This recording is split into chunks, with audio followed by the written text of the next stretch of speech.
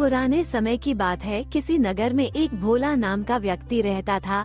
भोला दिन भर खेतों में काम करता और खेत में उगाए अन्न से ही उसके परिवार का गुजारा चलता था।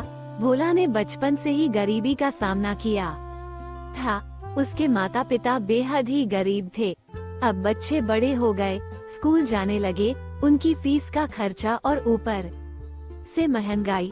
भोला अक्सर सोचता कि जीवन कितना कठिन है। एक समस्या खत्म नहीं होती तो दूसरी शुरू हो जाती है। पूरा जीवन इन समस्याओं को हल करने में ही निकलता जा रहा है। ऐसे ही एक दिन भोला एक साधु के पास पहुंचा और उन्हें सारी परेशानी बताई कि कैसे मैं अपनी जिंदगी की कठिनाइयों का सामना करूं। एक परेशानी खत्म होती है तो दूसरी शुरू हो जाती है। साधु महाराज हंसकर बोले, तुम मेरे साथ चलो, मैं तुम्हारी परेशानी का हल बताता हूँ। साधु भोला को लेकर एक नदी के किनारे पहुँचे और बोले, मैं नदी के दूसरी पार जाकर तुमको परेशानी का हल बताऊंगा। ये कहकर साधु नदी के किनारे खड़े हो गए। नदी के किनारे खड़े खड़े जब बहुत देर हो गई, भोला बड़ा आश्चर्यचकित होकर बोला, महाराज हमें तो नदी पार करनी है, तो हम इतनी देर से किनारे पर क्यों खड़े हैं? साधु महाराज, बेटा मैं इस नदी के पानी के सूखने का इंतजार कर रहा हूँ। जब ये सूख जाएगा फिर आराम से नदी पार कर लेंगे।